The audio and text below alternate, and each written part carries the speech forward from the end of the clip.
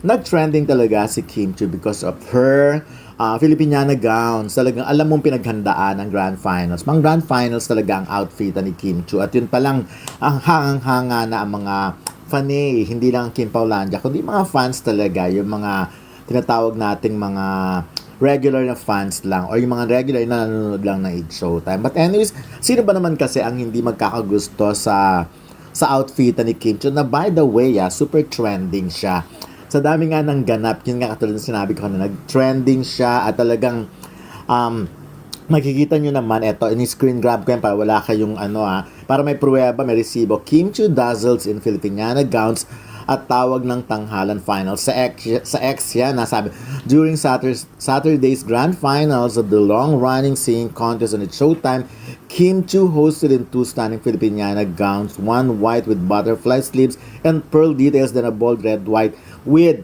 a flowing train. So nakita naman natin yun, ang bongga-bongga. Kaya ako, hindi na ako nagtataka kung gaano karami ang nag-comments, of course. Lagi naman gano'n Kaya talaga mo, sabi nga nila, crown na lang talaga ang kulang kay Kim Chiu. Pang beauty queen na pang beauty queen. Kaya syempre, hindi naman yun ang niya, ang pat niya talaga. Ang pat niya ay magpaligaya. But of course, eto rin yung latest video ni Kim Chiu sa Instagram na pinost niya, na ang lakas din maka-good vibes, diba? Alam nyo, very effective talaga siyang negosyante, no? Isang post lang, talaga ang dami agad ang nagkaka-interest, no? Of course, mababasa mo agad sa IG, sa comments, kung yung mga gusto nilang dayuhin na agad yung product na yan at bilhin na agad yung product na yan. Si Kim, no, parang si Kim Chiu si Chris Aquino nung araw. Si Chris Aquino, lagi kong minimension siya kasi naaalala ko, hindi nanggagaling kay Chris yung mga chika. For example lang dati sa show niya, at sinabi lang ni Chris na may binili siyang longganisa kay ganito at nasarapan siya talagang, alam mo, after pa lang ang dami nang pumunta at bumili doon. Talagang sinasabi talaga ni Direk Chito Ronyo na ibang klase si Chris at the time. Pag binanggit niya, parang automatic bentang-benta agad. But anyways, going back kay Kim Chiu, ganun na ganun nga ang eksena ni Kim Chiu. Pag may pinost siya, ang dami agad gustong bumili, ang dami maka-experience, ang daming mga buyers agad. Kaya nga, na masarap makisosyo ng negosyo kay Kim Chiu kasi alam mong panalong-panalo. Anyways, ayun na, sabi ko nga, ito nasulat ko na rin to sa Abante TNT, na trending nga agad si Kim Chiu dahil sa mga paandar niyang outfits na ginanap ng Grand Finals ng tawag ng tanghalan. Kasi nga, reyna ang dating ni Kim Chiu na parang talagang beauty queen. Ako, naniniwala ako, sabi ko, crown na lang ang kulang para masabi talagang pwede na niya nang i-represent. Marami nagsasabi, alam mo, caring ni Kim ang i-represent ang Pilipinas sa mga international pageant. Pero syempre, past that, na yun sa kanya. Iba na ang gusto ni Kim mangyari. Anyways, eto lang yung mga comment doon. Sabi niya, si Kim talaga ang forever queen ang dating. Yung tama yung forever queen ang dating ni Kim. At syempre, looking so elegant in her white and red Filipiniana outfit. Kim looks so radiant and exquisite in her Filipiniana gowns. Sabi nga nila, timeless aura in her gowns. Slay in both outfits si Kim. The switch from white to red was actually insane. Regal beauty in every frame. Yun lang. Kaya ang daming na nagpepeg ng kung ano yung susuotin kung ano yung OOTD ni Kim, ang dami. Kaya nga 'di ba yung niya, yung bazaar niya, talagang sinugod, dinumog kasi effective talaga siya. Yung pag sinuot niya, alam mong gugustuhin mong magkaroon ng ganon. Kaya lang syempre, iba ang frame ni Kim, iba ang frame ng karamihan na babae sa atin. So, siya talaga very skinny si Kimi, yung ganon. Tapos, very sexy. Kita mo sa shoulder pa lang niya and all that. So, anyways, ayun na, I'm sure marami na naman ang nasasabik sa makita ang Kim Pao. Si Kim and Paula Avellino. Kaya lang, syempre, at this point, mga 12:47, itong habang chumichika ako sa inyo, wala pa talaga. Kung ano man, mga promo, plug pa lang yung mga kita natin. But of course, marami naman nagsasabi, marami ang nagdedebate, marami ang nagtatalo, na kung saan na ba talaga umuwi itong dalawang ito, si Kim at si Paula. Pero ako, again, mas nandun kasi ako doon sa laging sinasabi ni Kim Chiu noon na gusto niya talaga yung parang yung traditional na kasal na bago yung mga whatever. But anyways, ayun na, bonggang-bongga. So, ang lakas maka-good vibes. Pero sabi ko nga sa inyo, isa sa kinabibiliban ko talaga. Ang dami-daming ganap nung Saturday. Ang daming eksena. Pero kita nyo naman, nakikipag-agawan talaga. Si Kim Chu, lagi siya dun sa top na nagte-trending at talagang ang pinag-uusapan natutumbok talaga ng X or ng dating Twitter kung ano yung mga topic, yung ano yung mga gusto, kung ano yung bakit pinag-uusapan. Of course, because of the ano na rin yan, yung pagiging active ng Kim Paulancia. Kasi nga naman bawat ganap, bawat chika ni Kim Chu, bawat suot niya, tinitweet, may mga nagtitweet na sa X, di ba? Or pinopost pa Kung na ba? Yun na usapan pala ay ang ang term trending na ngayon. outfit ni Pinopost. Kim Chiu ngayong Good Vibes Sunday. Masasabi nating isa na naman itong patunay kung bakit marami ang naaaliw at humahanga sa kanya. Bukod sa kanyang talento, kilala rin si Kim sa kanyang kakaibang fashion sense at kakayahang magdala ng iba't ibang estilo ng may kumpiyansa at personalidad.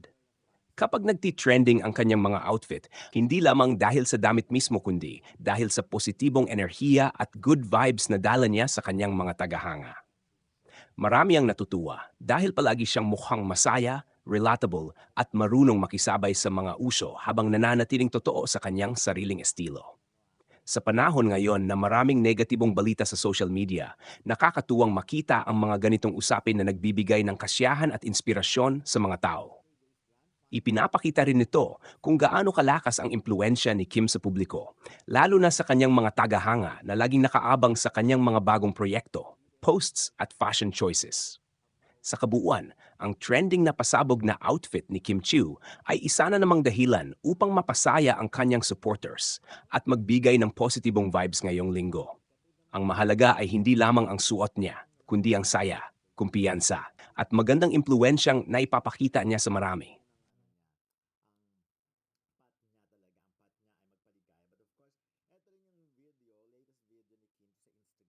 Ang masasabi ko sa balitang ito ay isa itong magaan at positibong usapin na nagpapakita kung gaano kalaki ang interes ng publiko kay Kim Chiu.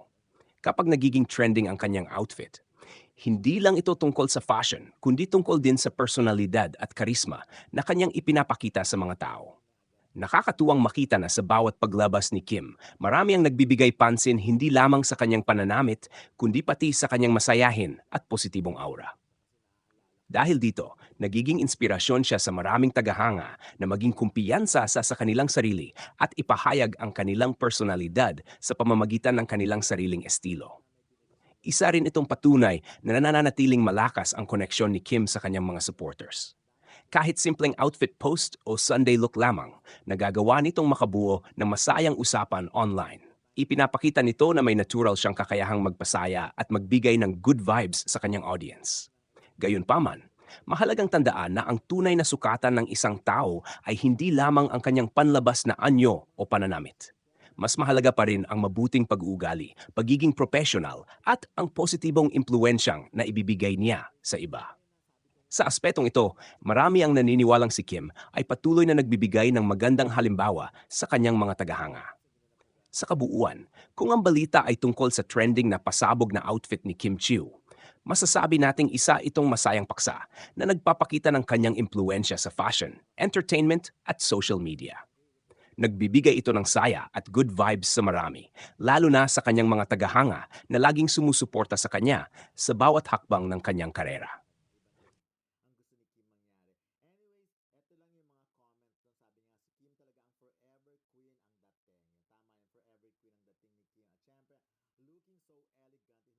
O, narito ang isang mas mahabang reaksyon tungkol sa balitang Kim Trending, pasabog na outfitan, Good Vibes Sunday. Ang una kong naging reaksyon sa balitang ito ay kung gaano kalakas ang hatak ni Kim Chiu sa publiko. Sa dami ng mga artista at influencers ngayon, hindi lahat ay nagagawang pag-usapan ng maraming tao sa simpleng pag-post lamang ng kanilang outfit o paglabas sa isang event. Ngunit kay Kim, tila may espesyal na koneksyon siya sa kanyang mga tagahanga. Kaya, kahit isang simpleng Sunday post ay agad na nagiging viral at pinag-uusapan online. Nakakatuwang makita na maraming netizens ang humahanga hindi lamang sa kanyang kasuotan, kundi pati na rin sa kumpiyansa at magandang aura na kanyang ipinapakita. Sa totoo lang, ang fashion ay hindi lamang tungkol sa mamahaling damit o pagsunod sa uso. Mas mahalaga kung paano ito dinadala ng isang tao. Sa kaso ni Kim Chiu, marami ang nagsasabing bagay sa kanya ang iba't ibang estilo dahil natural ang kanyang dating at hindi pilit ang pagpapakita ng kanyang personalidad. Isa rin sa mga dahilan kung bakit maraming tao ang naaliw sa kanya ay ang kanyang pagiging masayahin at relatable. Kahit isa na siyang malaking bituin sa industriya, madalas ay nakikita pa rin siya ng publiko bilang isang tao na marunong tumawa, makisama, at magbigay ng inspirasyon. Ang ganitong klaseng personalidad ang dahilan kung bakit nananatiling malakas ang kanyang fanbase sa paglipas ng mga taon. Kung susuriin, ang pagiging trending ng kanyang outfit ay hindi lamang usapin ng pananamit. Ito rin ay sumasalamin sa lawak ng kanyang impluensya sa social media at entertainment industry. Kapag may bagong post siya, agad itong napapansin, kinokomentuhan, at ibinabahagi ng mga tagahanga. Ipinapakita nito na hanggang ngayon ay isa pa rin siya sa mga pinakatinututukang personalidad sa showbiz. Maganda rin na may mga ganitong balita na nagbibigay ng positibong usapan sa social media. Sa panahon na maraming issue, kontrobersya at negatibong balita ang umiikot online, minsan ay nakagaan ng pakiramdam ang makakita ng mga balitang tungkol sa fashion, confidence at good vibes. Nakakatulong ito upang magkaroon ng masayang paksa ang mga tao at makapagbahagi ng positibong komento.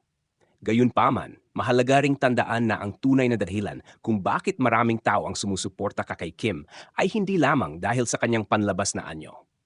Mas tumitibay ang paghanga ng publiko dahil sa kanyang sipag, dedikasyon sa trabaho at kakayahang bumangon sa iba't ibang hamon na kanyang naranasan sa buhay at karera. Ang mga tagumpay na kanyang tinatamasa ngayon ay bunga ng mahabang panahon ng pagtatrabaho at pagpupursige. Sa kabuuan, ang balitang ito ay nagpapakita na si Kim Chiu ay patuloy na minamahal ng kanyang mga tagahanga at nananatiling isa sa mga pinakaka-impluensyal na artista sa bansa. Ang kanyang trending na pasabog na outfit ay hindi lamang tungkol sa fashion, kundi simbolo rin ng kanyang kumpiyansa, kasikatan, at kakayahang maghatid ng saya sa maraming tao. Para sa kanyang mga tagahanga, isa na naman itong pagkakataon upang ipakita ang kanilang suporta at paghanga sa isang artistang patuloy nagbibigay ng inspirasyon at good vibes sa publiko.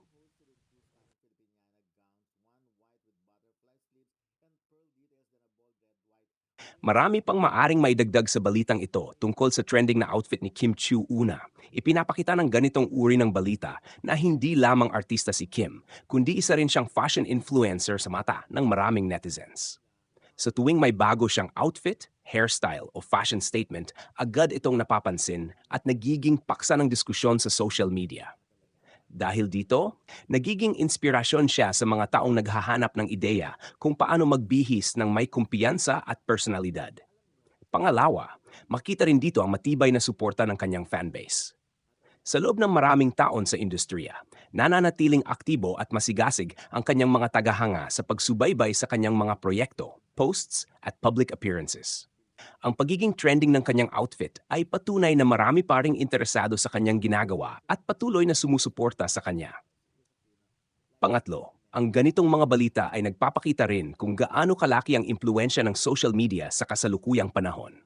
Noon, ang mga fashion trends ay kadalasang nagsisimula sa mga magazine o television shows.